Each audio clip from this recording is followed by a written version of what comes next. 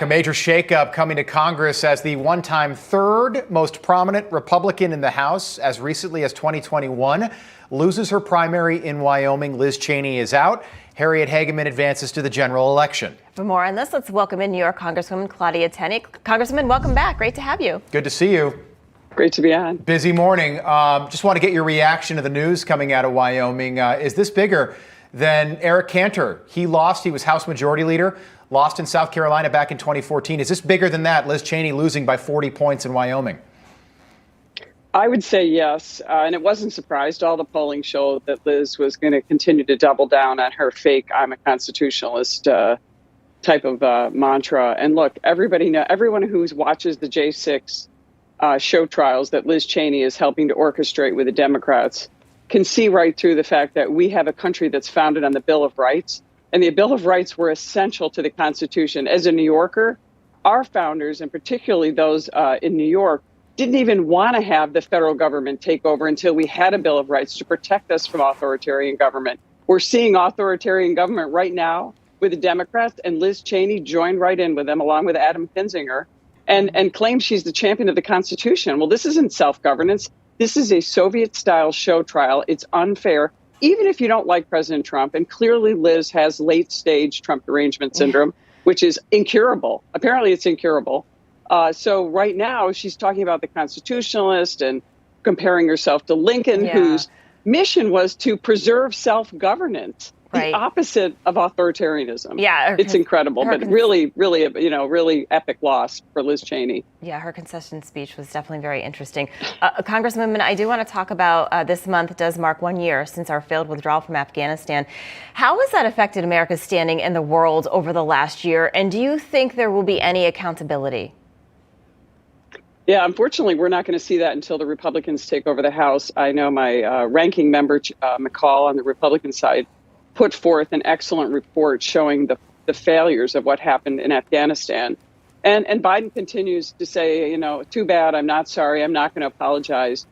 We had a debacle where 13 service members lost their lives needlessly because of a lack of a plan. Biden continues to blame President Trump because of the Doha Agreement, which was the withdrawal plan, but it was a conditions-based agreement, and the Taliban did not meet the conditions. And here we are in this horrible situation. You're not going to see accountability until the Republicans take back the House. And unfortunately, that's where we are right now, real disaster. And among the two most important reasons I'm calling for Biden to be impeached is the debacle in Afghanistan and the complete disaster and human tragedy at our southern border. Yeah, such a good point. 87,000 new agents on their way to the IRS. No new Border Patrol agents will be hired, at least while Joe Biden is in power. Congresswoman, I want to get your reaction to the raid on Donald Trump's house 9 days ago. Why haven't we heard anything from Merrick Garland? He spoke last week for about 3 minutes. Outside of that, he hasn't said a thing. Well, he took responsibility for it, except that I just don't understand why people aren't talking about the fact that this judge is so flawed. The judge who actually signed with the order to go in and raid Mar-a-Lago previously this year in June recused himself in a case where Donald Trump is suing Hillary Clinton for basically racketeering for the Russia collusion hoax and using the apparatus of government, engaging in what looks like a quasi-organized crime organization, using all the levers of government, the FBI, the DOJ, lying to FISA court to frame Donald Trump in this phony Russia collusion hoax. This judge recused himself using the bias and prejudice standard. How does he now, months later, sign an order to raid the president's private home that looks very open-ended? They're not disclosing the affidavit. So, getting his passports, why would a passport be relevant? Making up this nuclear codes issue that somehow, President Trump had something to do with that. I mean, all of this, I think, is going to look really bad. It's going to look as bad as the Russia collusion hoax is my guess. I mean, they haven't come up with anything yet. And again, I'm calling this the fourth impeachment. They impeached him while he was president. They can't do that any longer. They continue to re-up this J6 show trial whenever they need it. Any person they can drag out. Then all of a sudden, we got to reconvene the committee, which looks like it's going to be perpetual. It offends anyone who has a sense of dignity or fairness.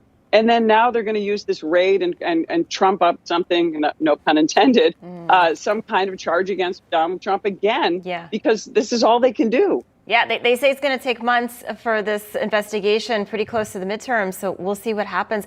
Congresswoman, we do have about 35 seconds left, but I do want to talk about this Inflation Reduction Act. So the IRS, they're hiring 87,000 employees. The Biden administration says most Americans, they don't need to worry, they're not going to get audited, but a House GOP audit found that most of the new audits will be on people who make less than $60,000 a year. So who's right, and should most Americans be concerned?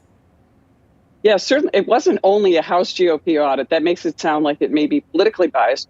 Independent groups are saying, including the CBO, this is going to affect lower income taxpayers. We said this before the act was passed. The Democrats rushed it through.